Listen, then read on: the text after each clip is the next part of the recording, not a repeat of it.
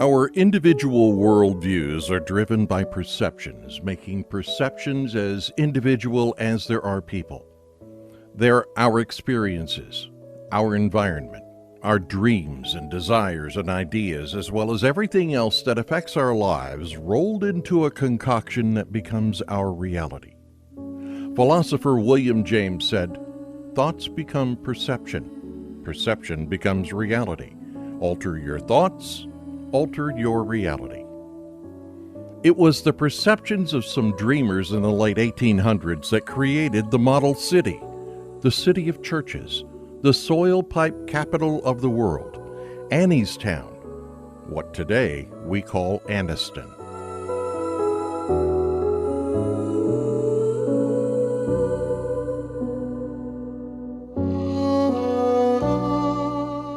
There is little argument where the story of Anniston begins. You have to go back to Daniel Tyler and Sam Noble as they come into the area because of the iron resources. Before the Civil War, Sam Noble's father opened a foundry in Pennsylvania that burned twice and was being rebuilt for a third time in 1850.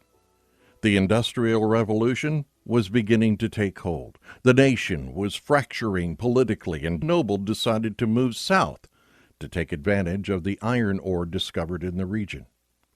The family business moved to Rome, Georgia in 1855 and quickly grew to become one of the largest foundry and mill facilities in the South. After the Civil War began, it was no surprise that the South contracted with the Nobles to make Confederate cannons and cannon carriages. Long before the war ended, Sam Noble was imprisoned by Union troops for a while and even met with President Abraham Lincoln to discuss the post-war South. When he returned to Georgia, the entrepreneurial Sam Noble struck deals with Northern federal agents to sell 250,000 bales of cotton that he would buy in Selma, Mobile, Rome, Savannah, and Augusta. New York merchant and shipowner George Quintard bankrolled his old friend Sam Noble's cotton deal.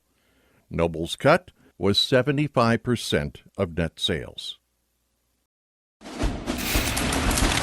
Unfortunately, at that time, General Sherman was making his infamous march to the sea, and he showed no mercy for the Noble Iron Works.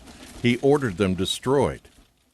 Undeterred, after his family rebuilt the Rome furnaces, Sam Noble was looking to build his business.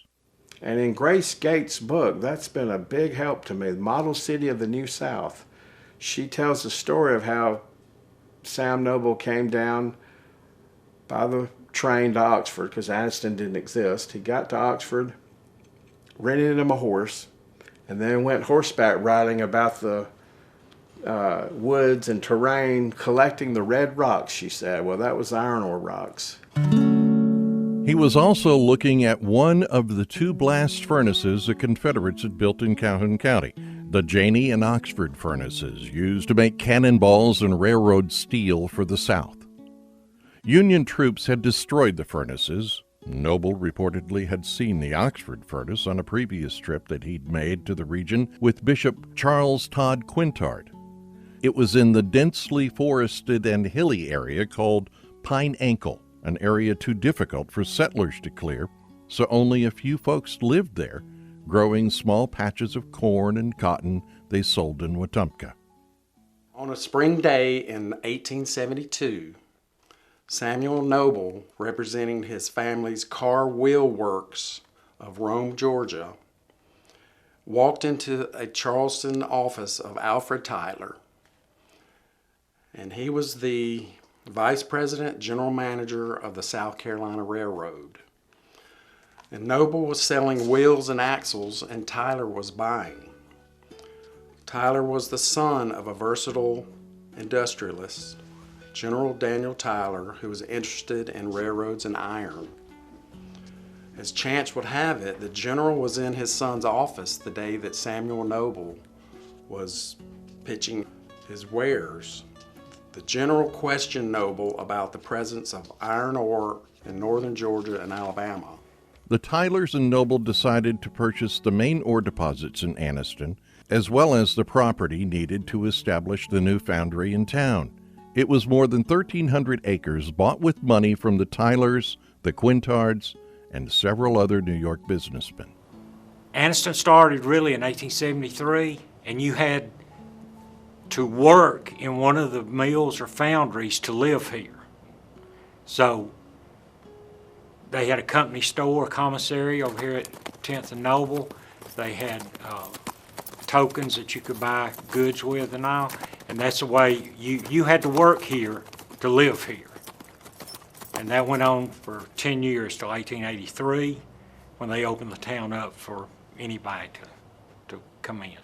And they were paid with money and they called it a factory script or iron money, which was basically used in the store to buy items, and all the items were discounted, so it left a feeling of fairness to all those who shop there. And they had other dry good items.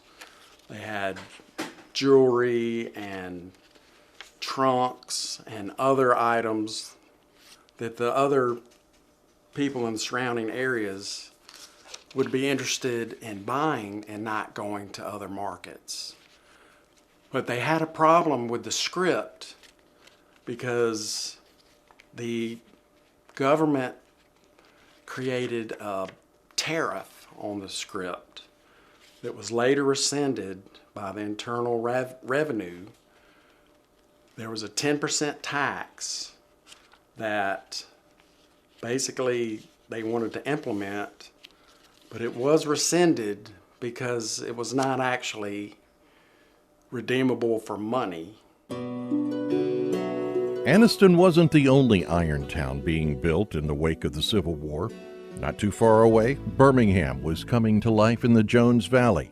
Bluffton sprang up in Cherokee County around that furnace there. Not too far away was Rock Run and its Civil War furnace coming to life. Battelle had the Lookout Mountain Iron Company and hundreds of houses, a school, and a hotel.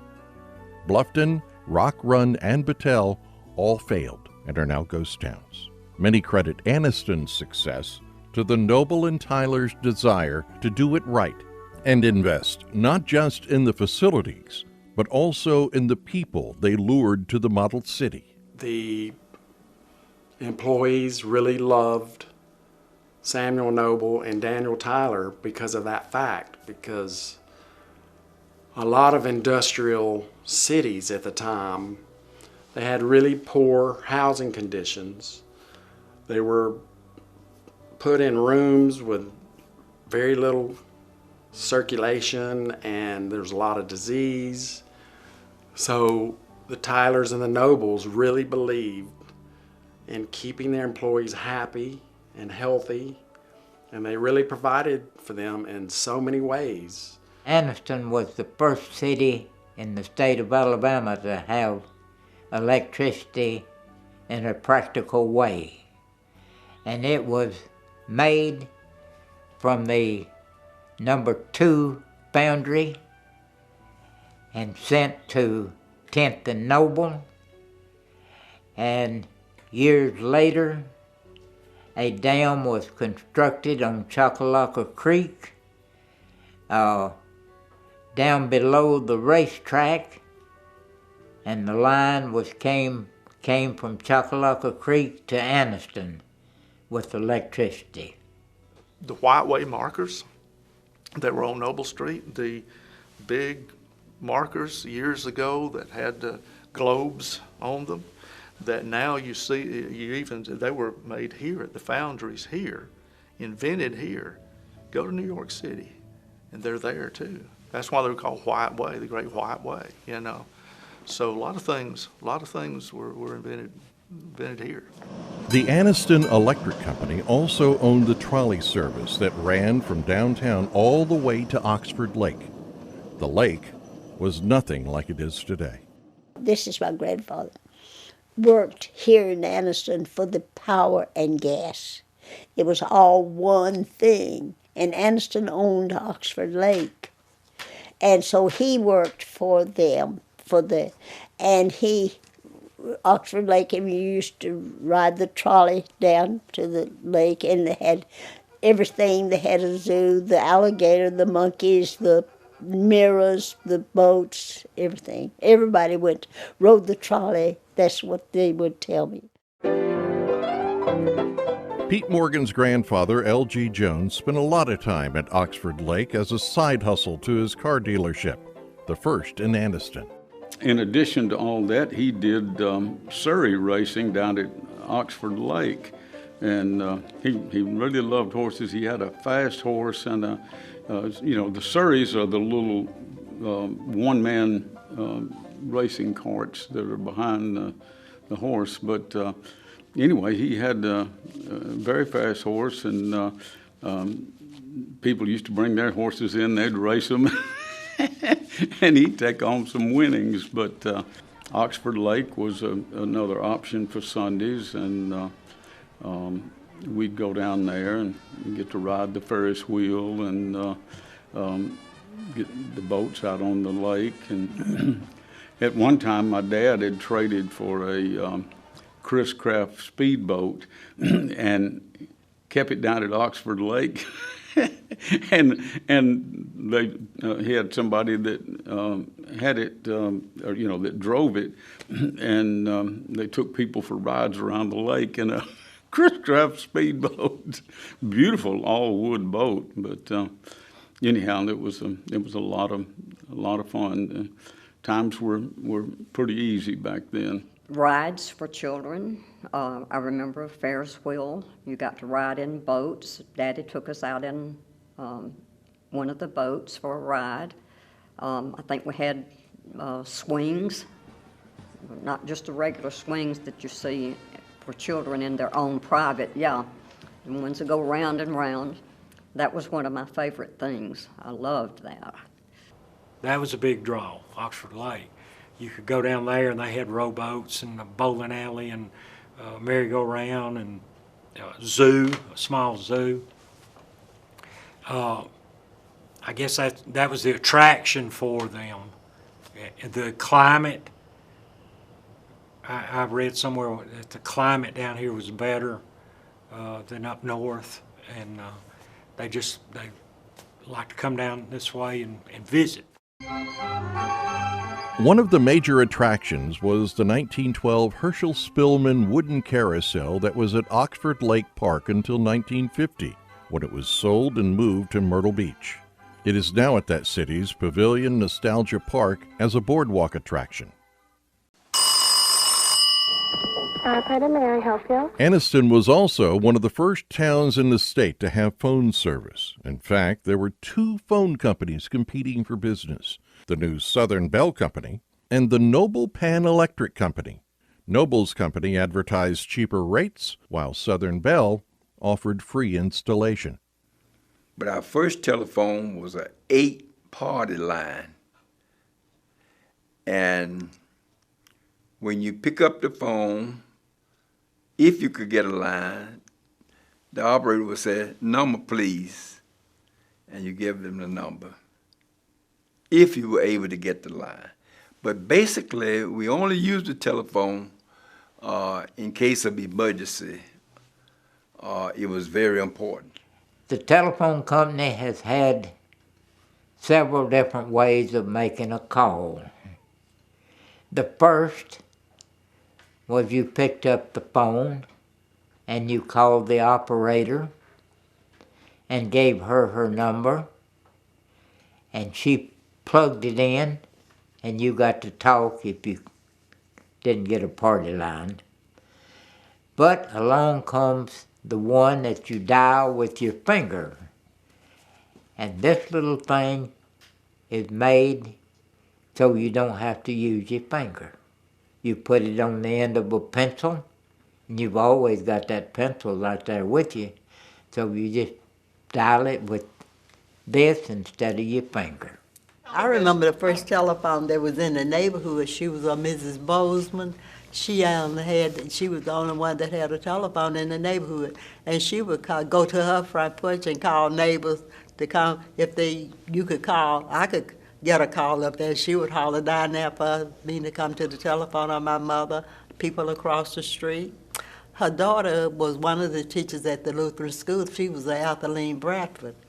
And her mother was a Mrs. Bozeman. And she was the only one in the neighborhood that had a telephone. It was one of those long telephones that you hung up the receiver onto the telephone. In the early days, firemen had to be at least 18, attend all fires and monthly meetings, parade once a month, and keep their equipment in good order. For this volunteer labor, the members were exempted from working on the streets and from paying street or poll taxes. One of those parades had to be cut short to respond to a fire at Woodstock Furnace No. 2. Then in 1914, they decided to make the fire department paid for the first time. And the volunteer chief, Daniel Cornelius Rainwater, he made the fire department what it is today. He might not be the father of the fire department, but he sure was the director. Roof fires is what they used to have a lot from flues, and it would, those wooden shingles, it would catch them on fire. So he put some things in place that would keep that from happening. And Anniston, during that time, was known as the city that never burns. By 1914, West Anniston was protected by a new motorized fire truck the city had bought for $4,500.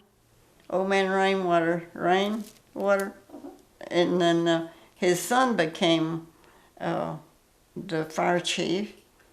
But old man Rainwater was Uncle Remus to us, and he would come down the street and sit down on the sidewalk, and all the kids would get around him, and he'd tell us this story, and then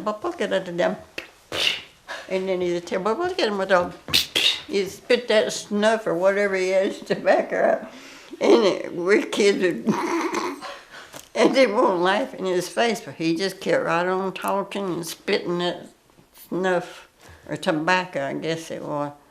But he looked just like Uncle Remus. I mean, you know, he was just a good old man. Everybody loved everybody then. You loved your people around you. You often hear folks today talking about knowing a guy. No doubt, Noble and Tyler knew many more than just a few. Tyler had extensive knowledge about the growing rail lines, both north and south of the Mason-Dixon line before the war. Then after the war, he moved south and began trying to rebuild what the Union armies had destroyed. It was Tyler who was the Anniston pitchman to the railroad companies, encouraging them to bring their lines through their new East Alabama town. Those trails of steel and cross ties were the lifelines of the growing community. Meantime, Noble was calling on his contacts, teasing them with his dreams like a fisherman using a lure to snag a big bass. Sam Noble had a lot of contacts. He brought people in from England. One was Simon Jewell, who was a stonemason, worked on several of the churches here in town. He knew a lot of people, and he could get them, you know, I guess he paid them to come in and work in the foundries, be a stonemason, teach, and that sort of thing. Jewell and another stonemason named Conybeare was credited with shaping and fitting every stone of the Church of St. Michael and All Angels, including those in the wall surrounding the church property. Jewell also supervised the construction of the St. Paul's Methodist Episcopal Church, Parker Memorial Baptist Church, Grace Episcopal Church, the foundation and basement of the Anniston Inn, and the Union Train Depot at West 13th Street and Walnut Avenue. Meantime, businessmen were setting up shop. Every store, just about every store when Anniston opened, was owned by a Jewish merchant. Jakey Berman, the Ori store, Mr. Sachs's store, the Ullman store, the stores on the side, Jimmy Rosen's store, which was owned previously by the name, owned by guy named Sam Shower who used to take a nap in a coffin. I don't know if that's true. That's just a story that got around to me. The city was sending out representatives to pitch the model city at every available venue. The Woodstock Iron Company had a display at the Philadelphia Centennial Exhibition in 1876, the Piedmont Fair in Atlanta, and the New Orleans Grand Exposition in November 1885. In one display, they took a 40,000-pound piece of solid iron on a rail car and surrounded it with maps of Anniston. They also produced a booklet extolling the virtues of the city that was distributed widely to encourage people to come and invest in Anniston. The Noble brothers also increased their iron holdings in 1880, and they created the Clifton Iron Company and bought the Alabama Furnace Company on Salt Creek just outside of Munford for $250,000. The community and furnace were renamed Jennifer in honor of Samuel Noble's mother. This meant the Nobles and Tylers and their 42,000 acres of land became the second largest producer of charcoal iron in the United States. The very next year, they branched out from iron and began operations at the Anniston Cotton Manufacturing Company, a huge operation that employed about 250 people, mostly women and girls, also paid by script, who were provided transportation to work. They also had a daycare center the workers could use while they processed almost all the cotton grown in the Anniston area and cranked out about 5.5 million yards of fabric a year. All of this success caused the rest of the world to notice Anniston. It also took the title of county seat from Jacksonville in 1900 after a protracted court fight. When they built the Anniston Inn, people up north during the winter would come down here to stay. Anniston Inn, I think we talked about, was 15th and Gurnee up there. And the train station was off to the, if you're standing in front of the Anniston Inn, it was off to the right down there. And they would have horse-drawn buggy get the people, and they had a circular drive in front of the Anniston Inn, and they'd drop them off, and they would stay there, and they had meals there and all that kind of stuff during the harsh winter months in the north, you know. And there was a lot out in front of the Anniston Inn, recreational activity. There was a swimming pool and a basketball court. You could skate there and that kind of thing. So that's, people would come and stay at the Anniston Inn. The Anniston Inn caught fire in 1923, and all that is left today is the kitchen on the hill above Zen Park. Many hope it will be preserved. Most of the cities, old cities that have come around, have done so by focusing on a quality of, you know, what you've got here. You've got a historic stuff. You want it to look historic. You don't want to change all the windows out. You want to make it historic. And if you do that, then people will come here. But unfortunately, we've seen a lot of that not happen here. And that's one of the reasons why the city created a downtown historic district, which allows us to, you know, control what happens to some of the buildings, which is a good thing. In fact, we just had Noble Cottage individually designated to make sure that, you know, when we sell it, whoever buys it doesn't do something bad with it. Back in the early days, city leaders were concerned with controlling the workers and residents. One method was via prohibition, and those efforts only partially worked. Illegal liquor still found ways to seep into the model city. They had a vote prohibiting liquor, the distribution, the giving away, any way anybody could get liquor was forbidden. Forbidden, but not forgotten, bootleggers were rampant. In 1885, Anniston had a reputation for a lively, albeit illegal, whiskey trade. Sam Noble's son-in-law was quoted as saying he had never seen so much drunkenness as he saw in Anniston. He claimed in 1 month more than $7,000 in illegal whiskey was being smuggled into the town via the express office. That's the equivalent of almost $250,000 in whiskey today. At the corner of 17th and Noble,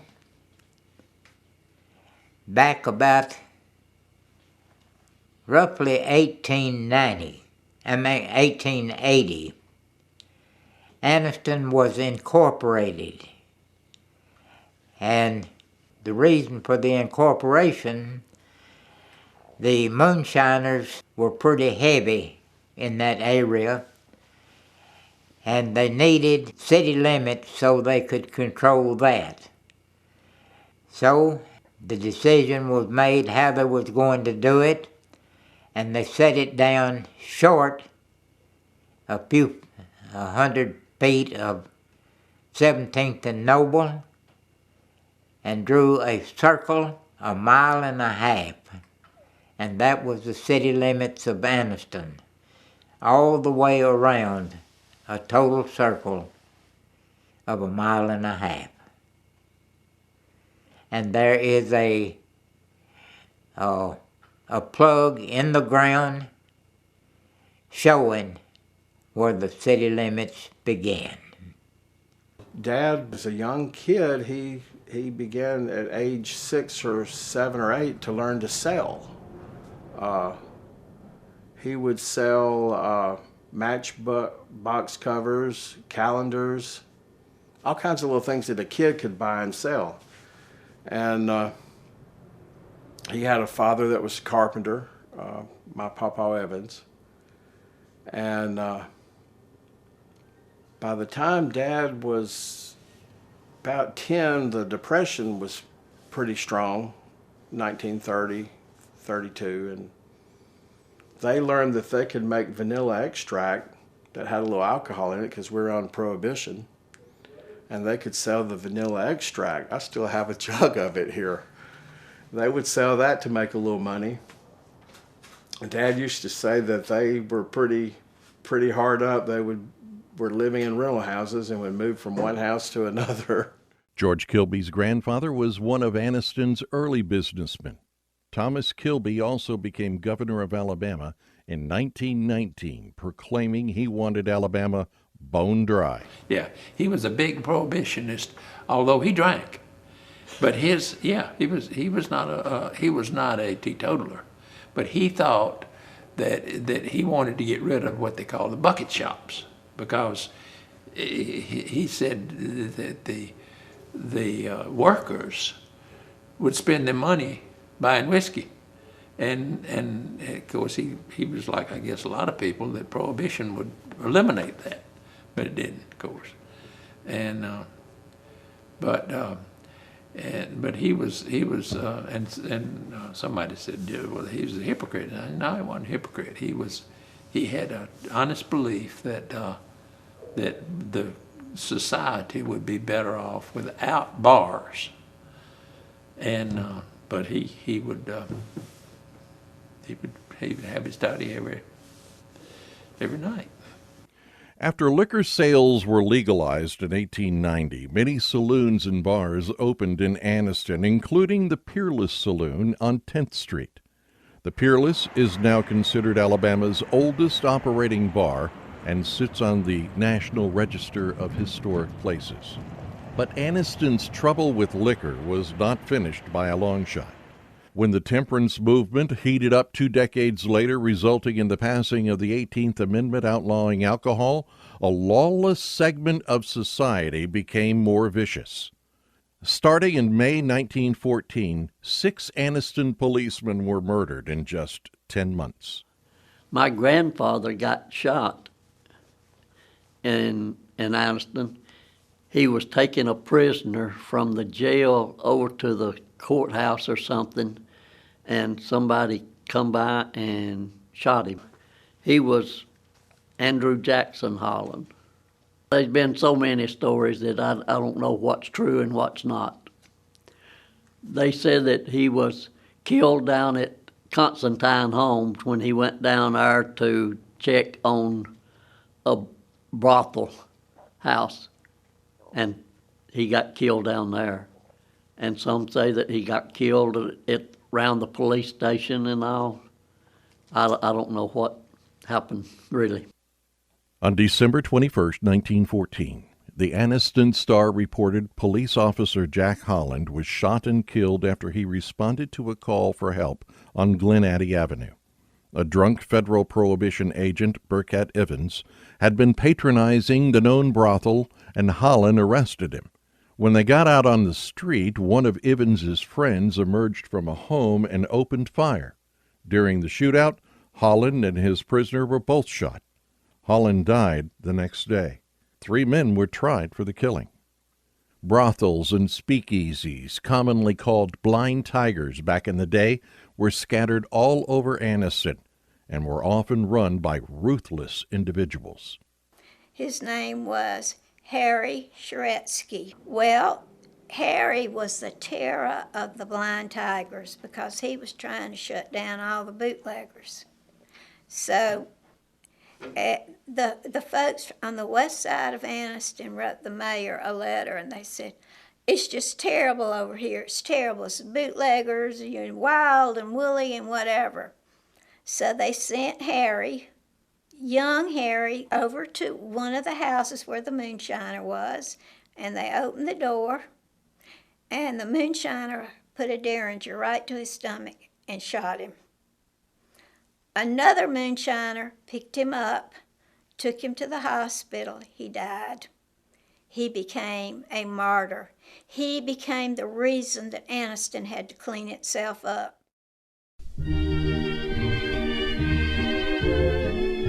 Anniston continued to flourish. Good planning and easy access to the railroads helped Anniston become the 5th largest city in the state during the first half of the 20th century. When I came from Gadsden over here in 1939, I came from Gadsden to Anniston, and that's when we had the soldiers and the National Guard, and then all of the war came, and all of the came to Anniston, the troops and everything. And so that, I was just a young girl then. I had just finished business college, and I came to Anniston, and that's when all of the things were here. That's when Anniston was hustling. I mean, we had Noble Street was so big. Every store was occupied. We had businesses everywhere. Anniston was at its height right then. There were stores downtown like Silver's that was between 11th and 10th Street, and we shopped there when I was a child.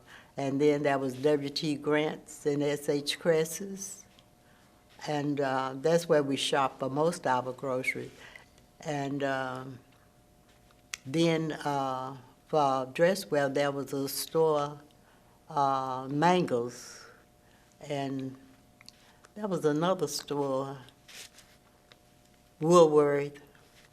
That's where we shopped on Nova Street. And when I was going to school, I used to work after school. I would walk from Carve School to downtown to Mangles. That's where I worked for a while before I finished high school. I went in the afternoon and helped clean up, and we put out garments and straighten up the shelves and things like that. And before then, I worked at Max Barbecue. It was on 15th Street, and Jeff Barbecue was on 15th Street. Jeff Barbecue stand was between Brown and McDaniel on 15th Street. Max Barbecue stand was between Brown and Stevens on 15th Street.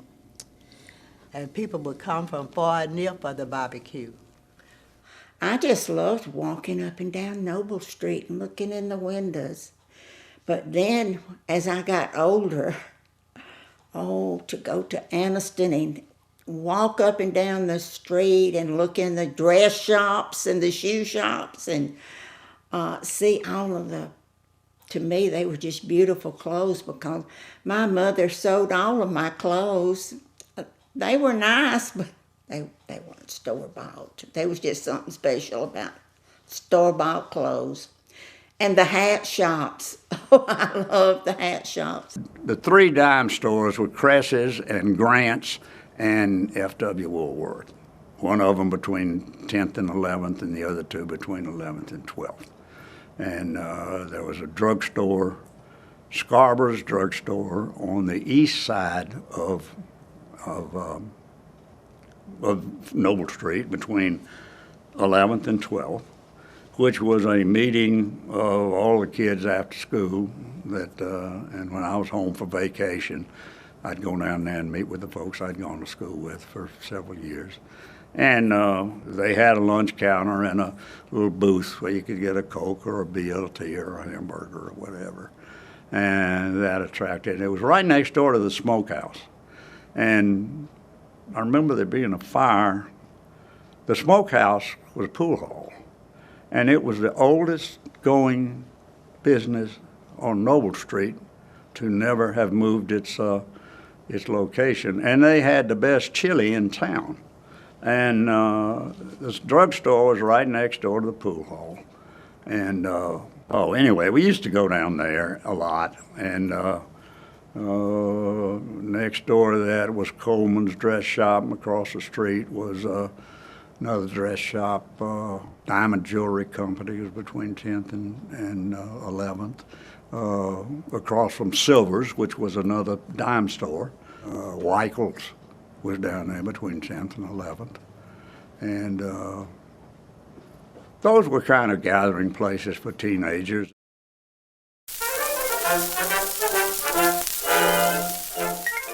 Many have fond memories of the circus coming to Anniston. Yes, I remember Ringling Brothers Circus used to come here once a year, and they would set up the tents down here where the Anniston Star used to be.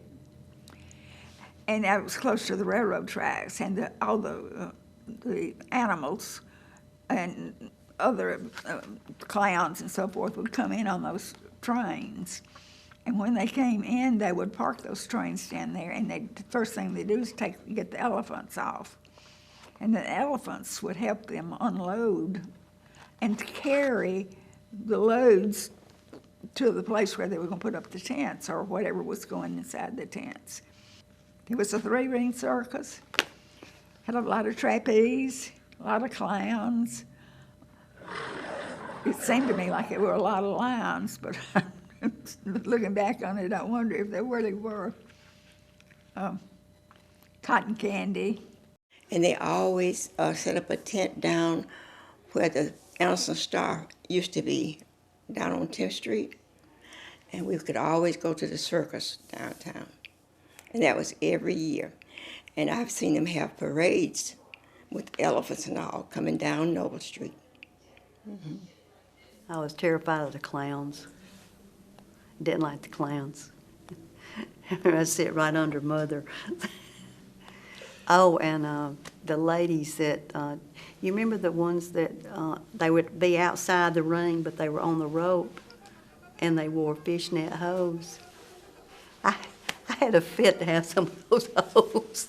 I thought that, and that's what I wanted to be when I grew up, was one of those girls on the ring. Was on a rope, and they would go up and do tricks. Do y'all remember that? I remember every year we would get to go to Mother would take me to the circus.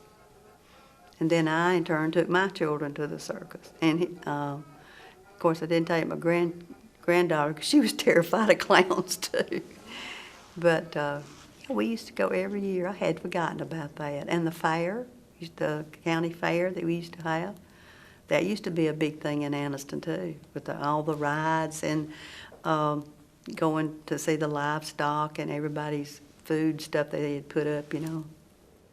In the Korean War, we bought the pipe plant that was where it's there, where FMC, well, it's now United, I don't know what it is now, but anyway, that plant was a Woodstock iron plant, I think, and in the 50s when we bought it, the Ringling Brothers Circus was using it for their winter quarters for their animals. They had elephants and tigers and giraffes and stuff walking around all in there. There were lots of shops and theaters on Noble and elsewhere. Oh, Lord, yes. 3 movie theaters, and then Anniston 4 at one point. There was the Ritz, which was on 13th and Noble. The Calhoun was between 11th and 12th. And then the Cameo was between 10th and 11th, which was a kind of we used to call it a 3-sticker. You use one stick to prop up your chair. You use a second stick to beat the rats away that would come there and sign the shit. I mean, it wasn't that bad, but that was it. And then it became after I was back here in Anniston, it became where the little theater put on their productions. And then there was the Noble Theater, which was on the corner of 10th and Noble, and it showed all the double feature westerns and all stuff like that. And it used to be the Calhoun between 11th and 12th. Anyhow, they showed the regular movies, and then Rich did too. And then you had 3 drive-ins: the Midway, the Skyway, and the Bama, which people used to pile 6 people in the trunk and drive in, buy 1 ticket, then let them all out. And then I remember our first permanent, and they hooked me up to them wires, and I said, Lord, if this place catches on fire, how am I going to get out here with all them things from the ceiling hooked on Lulu's Beauty Shop?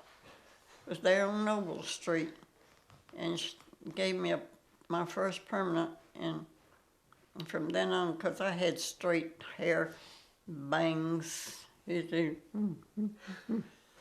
and but I got that permanent, and I thought I was rich.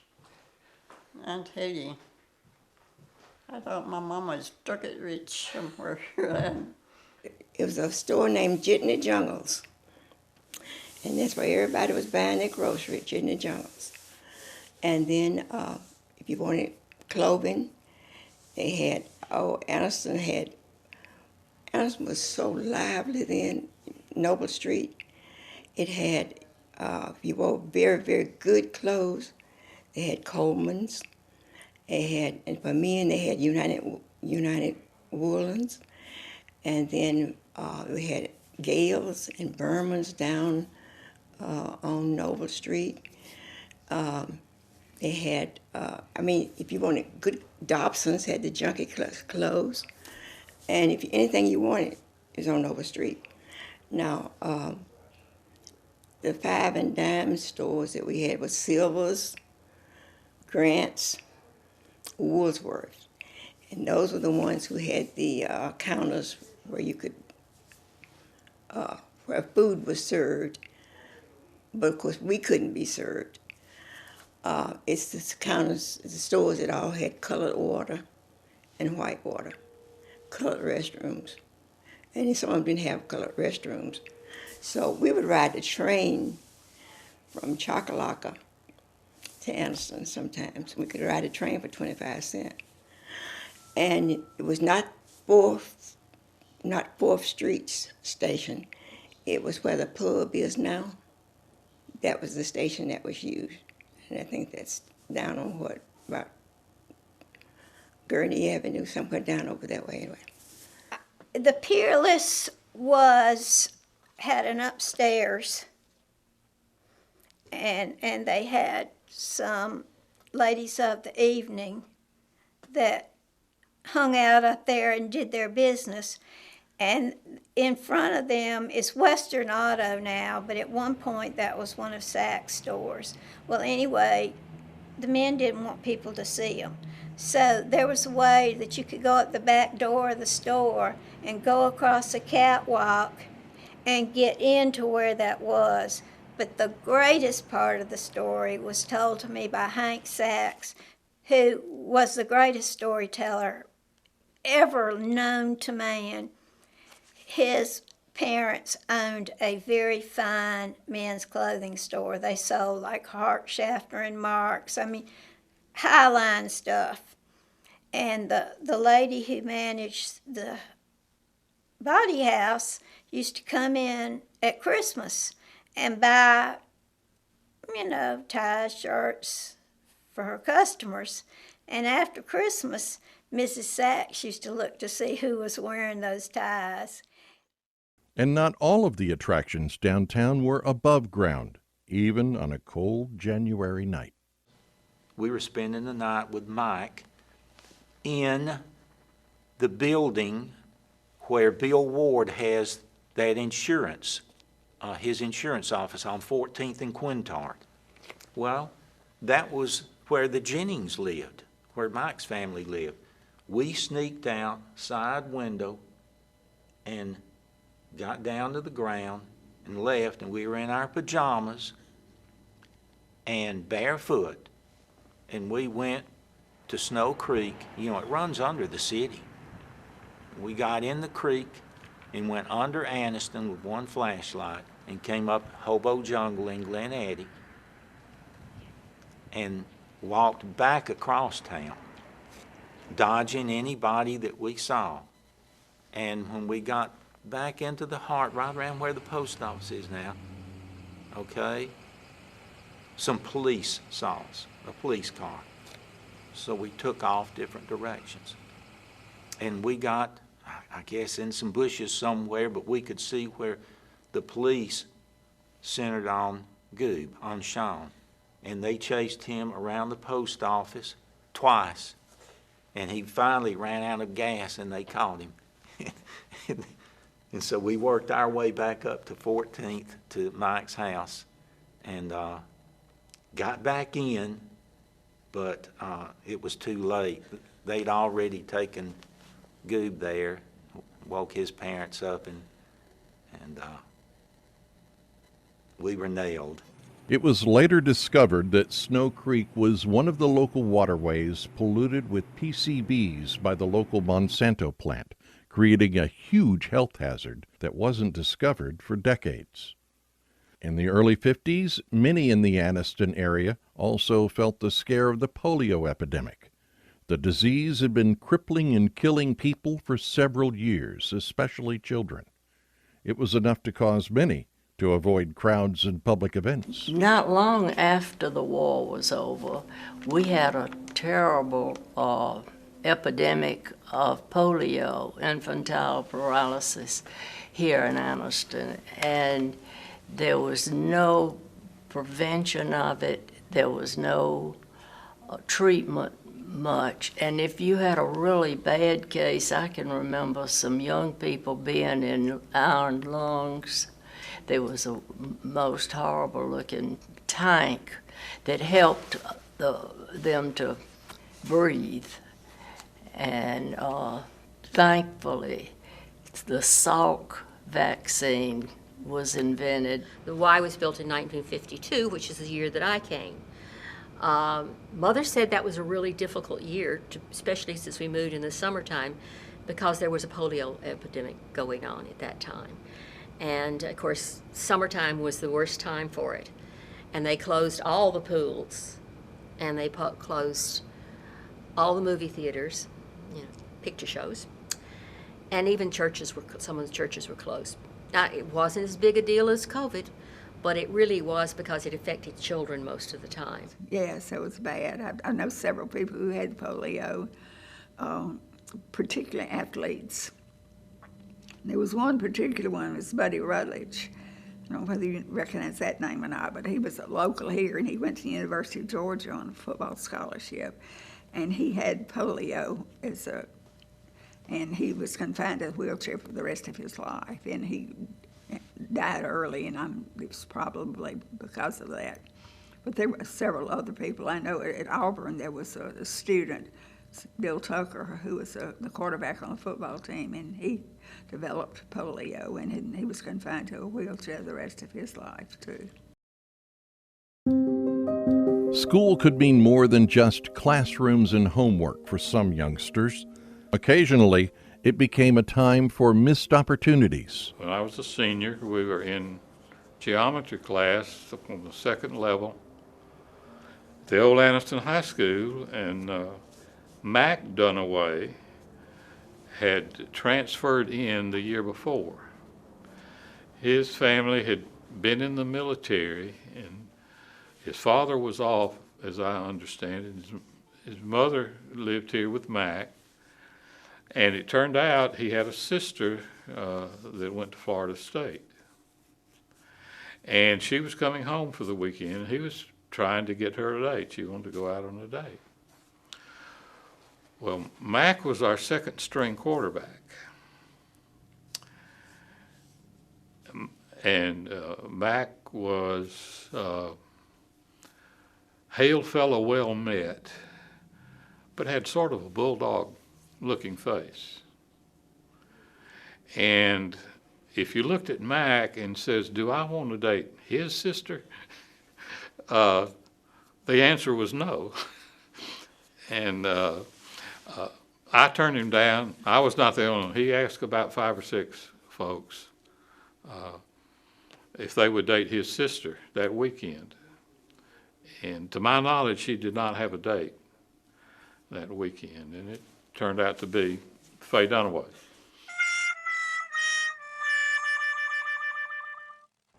But others seized opportunities presented to them as they went to school and often worked to assist their families. I enjoyed Anniston because in my latter days in school at Hobson City, I was able to drive the school bus, which was a blessing. I could make my own money, have some spending change, as well as put some in the house. And I worked at the Regional Medical Center after school when I wasn't driving the bus. And sometime I had a friend that we would alternate. He would drive the bus home and I would go on to work.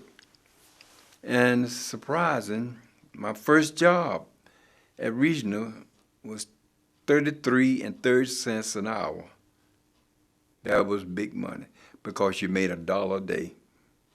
They wouldn't let us work but 3 hours.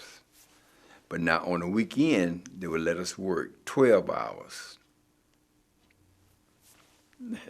So that 12 plus that 33 and 30 cents per hour, it made up. So you would almost have $20, pretty close to $20. And how old was he driving the school bus? 16. Now don't ask me how many times I drove without driving license. Do they may come get me and put me in jail? When I first started driving the school buses, I was less than 16. The guy ahead of me was a year older than me. So when he came down, I had already been helping him. So I just moved right on in the slot. For some, school was nearby and so was a place to play, like Zen Park or the local pool. Sixth Ward School. It was across the alley from where I lived, and the school was across the alley from my house. And I could wait and leave about 10 minutes before the bell rung before I had to be there. A lot of times we went over to the school and played on the school ground. And I skated, and we went skating around the schoolyard and all. And I went down to Zen Park. It was about 2 or 3 blocks down on the right-hand side. And we went down there and skated too. In the 1940s and 50s, pipe shops were still running full bore, helping Anniston maintain its moniker, Soil Pipe Capital of the World. Many men worked there, and so did some teenagers. Calhoun County Training School, which you might say was Hobson City High School, but it was Calhoun County Training School. It was called that because the students there were not viewed as people interested in going to college, but we were going to go to pick cotton. And so we could leave school at 1 o'clock and catch the bus to go pick cotton. And I must admit, I cheated a little bit. I said I was going to pick cotton when I was going to work at the Anniston Foundry, after I got to be like 9th and 10th grade.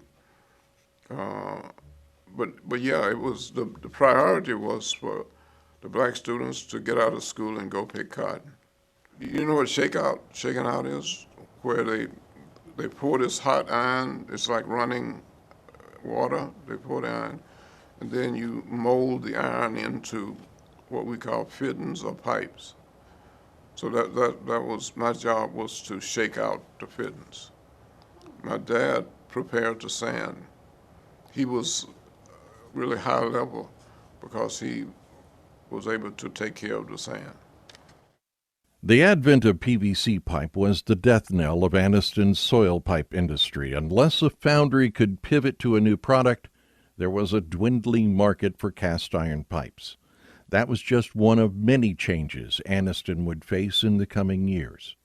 Quintard, now the main roadway through downtown Anniston, at one time only ran from 22nd Street near Blue Mountain to 5th Street, where L.G. Jones lived. He built a home at 500 Quintard, which was right at 5th Street where Quintard ended when, it was back before the 60s, when it was extended.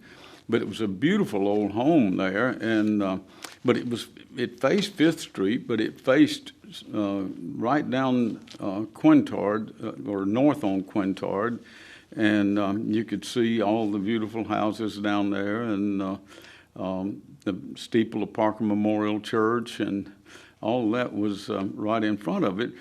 But he wanted the Quintard address, and he kept on with the city. They said, no, you're on 5th Street, and that you've got to have a 5th Street address. He said, no, I'm not. This is Quintard. I'm on 500 Quintard. He won. Oh, it's a tremendous change. When I grew up, I visited Anniston because I had aunts who lived here. And as I was saying before to her, my aunt and I would go downtown, and all the stores were on Noble Street. Homes, all up and down Quintard, Wilbur, were homes. And a lot of very beautiful homes on Quintard.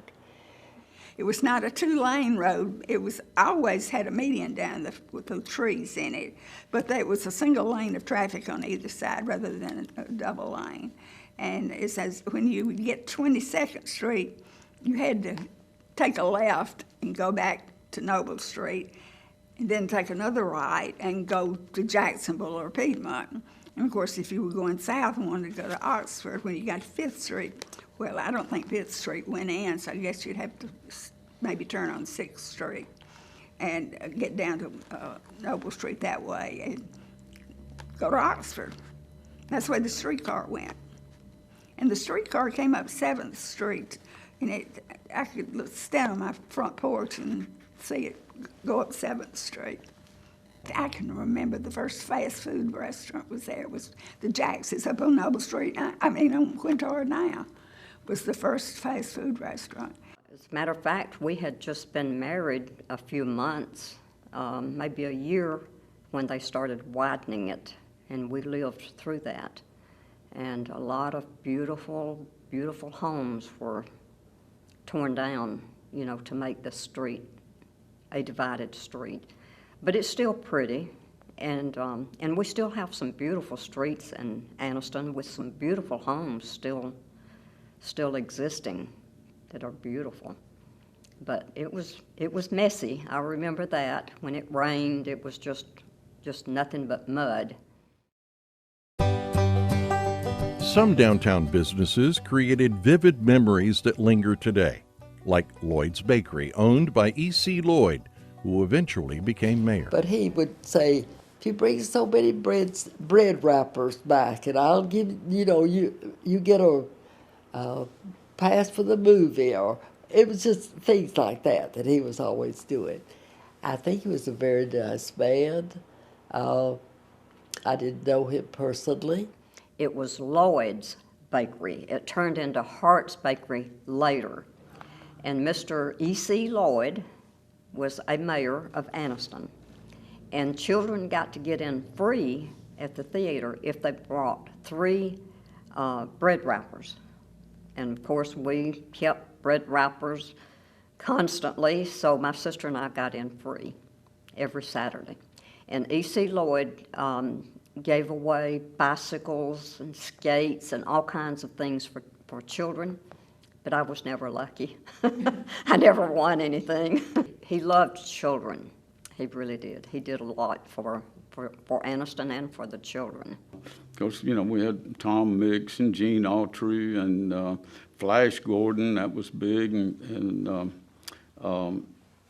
Hopalong Cassidy, and then, you know, it was Saturday morning to movies. And we just ride our bikes down there, or if we felt real adventurous, you could walk down the drains that are, you know, like the, over near, where Hamilton Park is. There was one of them there, the ditch. It was all done CCC work, and it was that stone and concrete, but it was that way all the way into town, and we could walk underneath part of the downtown to get to the movies. It was an adventure, you know. Mr. Lloyd had a bakery between 13th and 12th Street, I believe. And he would have matinees on Saturday, and you used the bread cracker wrappers to go to the theaters. And I remember the Calhoun Theater. There's a ditch there now where the Calhoun Theater is on Nova Street. I believe there's a club there. And we had to go in from the side door. You could go in from Nova, but you went in from the side door. The whites went in from the front. And we went upstairs there. I remember I went down there on Saturday morning, and my father took me down there, and I was going to meet several other people. We were all going to the movie, and we didn't have any Lloyd's bread wrappers. And so my father said, well, I'll take him down there and I'll just pay it, whatever it is, to, 50 cents or 25 cents or whatever. Well, they wouldn't let me in without the bread wrappers, even if I paid money, if my father paid money. And so he said, well, look, let me just leave him here. If you don't mind him going in there and getting with his pals, I'll go get the bread wrappers right now. And he went to the grocery store, bought 2 loaves of Lloyd's bread, and came in there and showed that he'd bought them, but he at least gave them to me, and I got to bring them home that day. Now, I do remember that. But I was embarrassed as hell when he came in there when we were sitting with all the kids, and he had 2 loaves of Lloyd's bread, and he said, this is what I had to get you in here. Oh, I do remember that. But they were serious about it. They wanted you to buy that Lloyd's bread. There was one summer, or maybe 2, that Daddy would say, well, you get into the movie for free with 3 bread wrappers or something like this, And I would stand there and I'd play like I was counting, I wasn't counting any bread wrappers, they'd hand it. I'd say, oh, great, you're going to love the movie, Maybe that was for like a couple of summers or something like that, But that was good advertising, They literally didn't want you taking your Lloyd's bread wrapper home with you and bringing it back next Saturday to get in for free. So you would have to hand them out when you got in the theater, and they would literally took them out back on the 13th and halfway down to Wilmer, Gurnee. I'm embarrassed to tell you I can't remember which side of Noble Street, Wilmer and Gurnee, but anyway, I guess it's Gurnee. And they put them in a metal can and started burning them up. Well, the smoke came into the Ritz Theater, and the people decided the theater was on fire, so they stopped the movie, and you've got to get out, the theater is burning. Well, it had nothing to do with the theater burning down. It was just the smoke from the Lloyd's bread wrapper had gotten into the thing. Another popular Annistonian was Doc Caffey, Dr. Benjamin Franklin Caffey Sr. He and his son, Dr. Frank Caffey Jr., were some of the first faces seen by many babies born in the area. I think Doc delivered. He was in practice for 53 years, and I bet he delivered minimum of 100 babies. So you do that math. Doc, my father only practiced for 13 years. So I don't know and how many babies he delivered. My grandfather probably delivered 100 babies a year. He probably delivered thousands of babies. I think it would be pretty safe to say. And my father didn't come anywhere close. But when Mom, Doc, and Daddy died, they dedicated the maternity ward to them at Anniston Memorial Hospital. They gave a birthday party for my grandfather when he was 70. They let the schools out. They had it in the football field and stadium, you know, which was not big in those days. And they asked everybody that Dr. Caffey had, birthed, was their doctor, to stand up. And half the stadium stood up. Doc delivered babies all the time. And he was noted for having the first baby of the year. And some of his colleagues teased him a lot about that. Like, what are you doing to hold it back? So she'll just make it that, Anyway, but Doc, and he knew all of his babies. He had a black book and he wrote his babies down. In my childhood, we were not able to go to the library. It was not offered to us. But we used to have a lot of books and all. The Caffeys, our doctors that lived over there, my mother worked for them in the kitchen.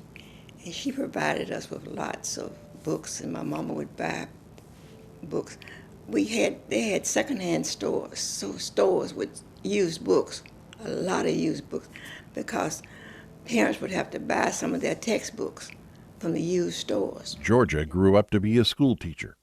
I graduated from Central High School in 1937.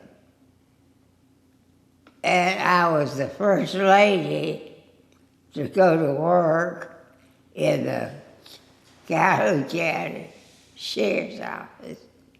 And I went to work in there in January of '39. And it was, of course, I could not type. They did not type. Teach typing at the high school there. And Mr. Little was principal. And he set up a typewriter for me in his office so I could learn what typing I needed to do in the sheriff's office. He was a great principal. In between 1937 and 1939, I worked in county farm office. That's where they had when the Depression came again, there was a plane flew over and made pictures of the cotton field because the farmers were limited on how much cotton they could grow. And they made pictures. And I worked in that office with a little machine measuring the cotton to show to be sure that they were not overdoing it. Anniston has had a start and stop relationship with the military since its early years. First, Camp Ship was established in 1898 on the northwest side of town to mobilize troops for the Spanish-American War. That was only for a few months, and afterward a temporary hospital was set up there to treat military patients during the flu epidemic. In 1912, about 20,000 National Guardsmen moved in for maneuvers and artillery practice in the Choccolocca Mountains. That prompted the federal government in 1917 to buy about 19,000 acres that became Camp McClellan to train men for World War I. After the war, Camp McClellan was nearly empty in caretaker status until it was renamed Fort McClellan and declared a permanent installation in 1929. During the Depression in the next decade, the Works Progress Administration brought in workers erecting buildings and other structures to provide jobs. In October 1940, the fort was expanded to gear up for World War II. Everybody had a job during the war and that you volunteered for. My father was a air raid warden. My mother was in something called the Motor Corps. I think most of these were to be ready in case the United States was bombed. And then there would be more need for these, but they had plenty to do. And I was a Girl Scout during that time, and I remember going to the post office downtown. My Girl Scout troop went down to that post office, and we wrapped Christmas presents for the soldiers at Fort McClellan, for them to send home for Christmas. I can remember doing that now. I think that's where I really learned. I have no telling what those packages looked like, but they appreciated them so much. The Red Cross Motor Corps was established in 1918 to transport the sick and wounded from troop trains to local hospitals and to do other jobs. During World War II, 45,000 women enrolled in the Motor Corps. While the soldiers were off in Europe and the Pacific fighting the war, at home in Anniston, their families were making sacrifices to support them. Rationing was in effect. Oh, I can remember the stamp books. You could not get but so many, I think a couple of pair of shoes a year, and you had stamps for that, and stamps for a lot of things sugar and just things that were rationed, they called it that time.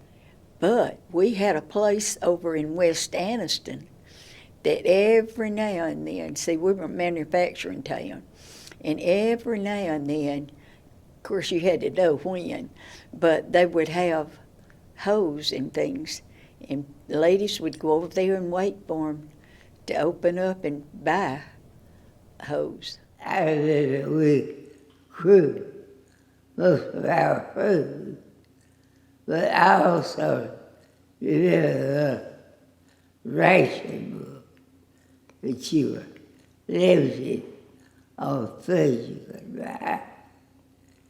In fact, I have one of my ration books. It was not easy that time, but we made it. You were right on the things you could get. I mean, sugar was right. Gas for people that had alcohol was right. Yes, there were several things that were ration. You had to have that chicken, the salad, when you bought something. But for people that did not use the organized system, they would give up to somebody to be. It was a hard time, and yet it was a good time in a sense, because people shared. So it was people came together, they worked together, everything went well. But one time, I was over 16, of course, My mother told me I could take the car to school. I was so thrilled. I couldn't believe that I'm going to get to drive that car. So I took it to school, and then afterwards, when I got home, Mother said, well, how was it? I said, school? No. She said, I'm talking about the car. And I got this look on my face. She said, what's happened? I said, I forgot it. I left it down there at the school. I mean, that was such a big thing to be able, as a 16-year-old, to have a car, and then you go walk off and leave it. I was used to walking home from high school. That's exactly what I did. Because food was rationed, you know, everything in this town was like all over America. You had meat rationing, you had gas rationing, you weren't free to buy just anything. Clothes, I can't remember buying a whole bunch of clothes. During the war, Fort McClellan became a detention camp, too. I never was in any contact. I know we had them out there, and we had them, and then we had their own little cemetery. We had Japanese out there who had to live out there. You know, we had a unit of Japanese people out here at the fort, and it was families, Japanese families, who lived here in the United States, but they had to go and live out there. They were consigned to live out there. And we had a unit at Fort McClellan for the Japanese families. The now infamous Japanese internment camp, set up after the Pearl Harbor attack, housed 120,000 Japanese Americans gathered from around the country. Any brought to McClellan were only there for a short while. When the POW camps in Europe were filled, Fort McClellan set up a prison camp to hold about 3,500 prisoners, mostly Germans, captured in North Africa. The camp opened in July of 1943. Yes, that's correct. And coming in with that was the first trainload of German soldiers. Now, I have in my files, in my docs, I have a letter, a memoir, if you will, from a former POW that wrote it after he came back. And he reiterated what I had just said about how he could not believe how still we had so much, and we're so lucky and so fortunate. We weren't starving. We weren't living in huts and hovels. The prisoners in the South all came from the North African campaign. You know, Rommel's men. All of a sudden, you know, we had 100,000 captured troops, both Italian and Germans, there in Tunisia and in the desert. So we knew that we were going to make the push to Germany, but we had all these prisoners that we had to take care of. So what we did with them is then we sent them out of country to Great Britain, and then they were put on ships and sent to New York, and then put on trains and brought to the South. Fort McClellan was the processing center for all 24 main POW camps scattered around Alabama. Some, like Camp Aliceville in Pickens County, were designated segregation camps, where the hardcore Nazi true believers were separated from the rest of the prisoners because they were known to terrorize and even kill others for being friendly with their American captors. 10 of Hitler's SS troops were held at Camp Seibert, a segregation camp in Etowah County. The guys at Fort McClellan were also allowed to work off post. The prisoners were often used to augment the workforce in the local community. They could work on, for instance, a local farm, and they would be paid 80 cents a day. And that money they could keep, or in fact, they could even have that money sent home to Germany to their families, which of course the United States did. One of the prisoners died when a truck turned over while they were working on a road through Baines Gap. He was buried on McClellan along with other German and Italian prisoners just up the hill from the POW camp. Now the cemetery at Fort McClellan has 26 Germans and 3 Italians buried there. Only 4 that are buried there were actually prisoners of war at McClellan. All the others were brought and reburied there. They had all died in other camps throughout the South and were brought to Fort McClellan because Fort McClellan was sort of, quote, the permanent final resting place. When the war ended, remnants of the POWs' stay at McClellan lingered. Stone walls, chimneys, a patio built behind the old recreation center, and some very colorful reminders still exist at Remington Hall, the former officers' club. Well, being what they call an army brat, I've lived on quite a few posts.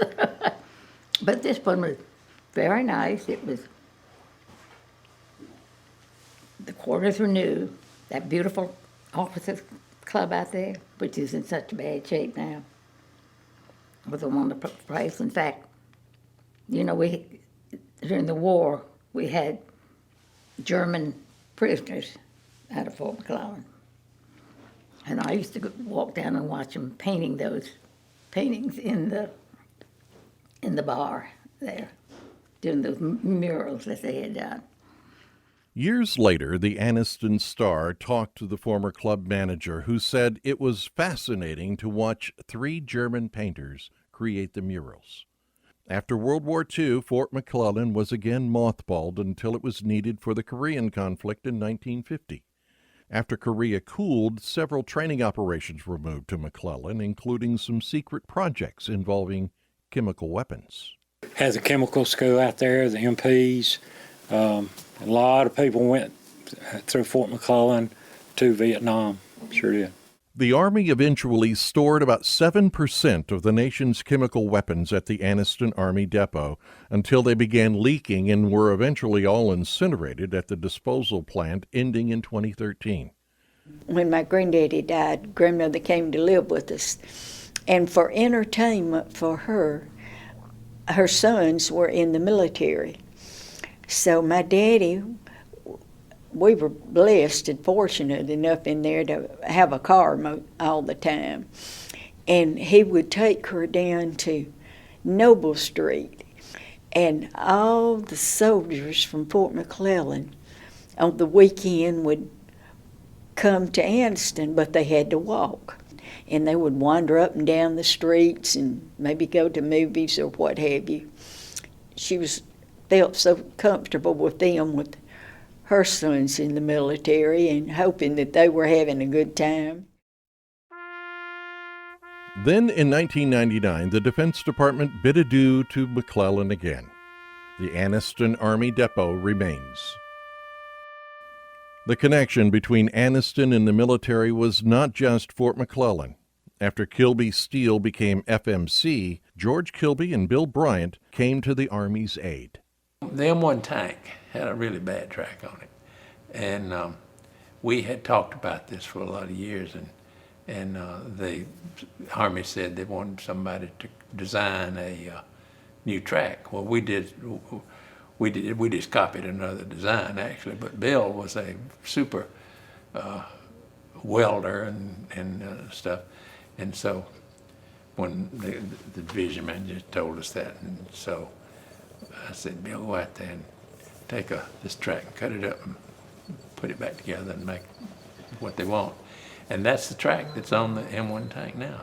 It was developed right here. And Anniston came to the aid of taxicab companies around the world, trying to manage what cab drivers were charging customers and what they turned over to the cab companies. So one of the managers at the taxi company, a guy named Press Adams, who was a great guy, he lived out in Alexandria, very smart. He said, you know, there's got to be a better way to do this than the way we're doing it. So he had some smart people that worked for him, and they decided they would build what's called a cab meter. The cab, when you got in the cab, you would have a flag and you'd pull it down and the meter would start running. And the company was called Cabometer, pronounced as Cabometer. And Cabometer was built here in Anniston and stayed here for a long time, till the 60s probably. And they literally operated all over the world. Not literally all over the world, but in Europe and all over North America. So no community exists without ugly edges tarnishing its history. Those intense, painful memories are sometimes created by individuals and others by angry mobs. Whatever the cause, the effects haunt a community and unfortunately can influence the perceptions outsiders hold of a region. 3 or 4 of us walking home from Camel Field after a baseball game, and on Pine, we turned the corner there at the fire station, and it's the first house right there, and they're in there gambling. And I almost said his name. Big guy who lived the third house up, lived there all his life, came out, waved us, came back out, went in, and what is he doing? Walked in, that guy, there were 3 of them sitting in the room, and this one guy, boom, 6 times. Chair, nailed him to the wall. And we're standing there watching it. And he, the shooter, came back out. Y'all boys go home. Went, packed up, I guess, was gone. They never caught him. They never caught him for that crime. Thought that guy is dead as a doornail. He didn't even die. He shot him 6 times. He didn't die. That's probably the worst act of violence I saw growing up there, okay? I mean, other than that, it was like, fist fights between young guys, that's all. That was bad news. The first really bad criminal activity that I remember, and this happened over out in the country at White Plains, and there was a lady that chopped up and dismembered 2 men and distributed their body parts all over the countryside. Viola Virginia Hyatt was dubbed the Alabama Axe Murderess and the Torso Slayer after she confessed to killing Emmett and Lee Harper in 1959. She shot them with a shotgun, dismembered their bodies, and scattered their body parts across multiple northeast Alabama counties. And like I said, he kept the name of all of his babies, and my sister Jane was asking him one day, we were out in the house, we went over there a lot of times for Sunday dinner, and said, well, my babies didn't do too well. I said, what? And he said, well, Viola got caught. Viola, the hatchet murderess. And my sister Jane went, Doc, you didn't deliver her. He said, well, yeah, I did. You should have left her. Then, on July 15th, 1965. I was working at the radio station that summer night, and we would go off the air at 11 o'clock. Several of my buddies would gather and be there as I would go off the air, and then we would go out. And there was a white man's revival almost that was going on at the courthouse. And we would walk down the alley from 14th behind the radio building all the way down to 12th, and you come up and you're right by the side of the courthouse. And the so-called Reverend Connie Lynch was the speaker. And he had loud PA system set up. And I remember these words distinctly. And this was been about 11:30, 11:45 at night, he said, let the streets of Anniston run red within blood. And that always stuck with me. And that night, then, as the gentleman left work after his second shift job in the foundry, was heading home, several of these folks that heard those words and were there shot him, drove up behind him and shot him and killed him.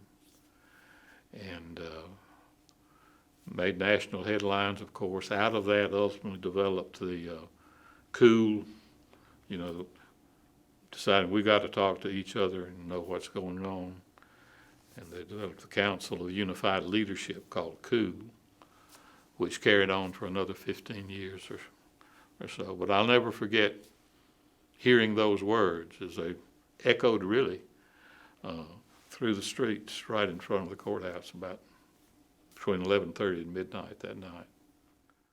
Willie Brewster Sr. was shot in the neck while driving home to Munford with 3 co-workers. They'd left the Union Foundry in Anniston after finishing the late shift. He died 4 days later. 3 men were arrested. 1 was convicted of second-degree murder, but he was killed in a barroom brawl while out on bond. The other 2 went free. But I do remember one night, my dad turned the light, the house was dark, and he let us stand at the door. And the Ku Klux marched down Wilmer, where I live. They went down they were just walked in front of the house, and I saw them in their white coats and the hoods, and you could hear their feet shuffling. I do remember that sound of the shuffle of feet, but no voices. And it was about 2 blocks down. The next morning, there was a cross burned in front of a house. And when I asked Mom and Dad about it, my dad said that was a house of ill repute. Everything was based on white and black. So we had a lot of stories about the clans. And then they used to tell me, I said, well, how y'all know who they are with all this uniform on, this and that? Say all you had to do, look them in the eyes and look at the shoes. And say the same shoes, people back during the day, they didn't change shoes like we do now. Say a lot of business owners, they was in the class. Say, with the hood on, you can tell, look at them shoes and look at them eyes. Them eyes ain't gonna change. It was violence and hate-filled segregationists that thrust Anniston back into the national spotlight in 1961, when a mob firebombed a Freedom Riders bus during the Civil Rights Movement.